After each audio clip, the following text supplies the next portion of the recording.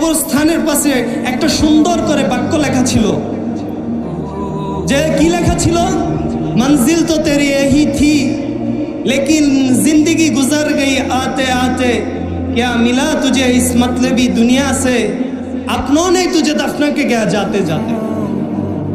मिन्हा खलकनाकुम व फीहा नुईदुकुम व मिन्हा नुखरिजुकुम तारातान उखरा, যে মাটি থেকে তোমাকে সৃষ্টি করা হয়েছে এই মাটিতেই তোমাকে ফিরিয়ে দেওয়া হবে, আবার এই মাটি থেকেই তোমাকে উঠানো হবে। দিস ওয়াজ ইউর ডেস্টিনেশন, এটাই তোর গন্তব্য ছিল, এটাই তোর গন্তব্য ছিল।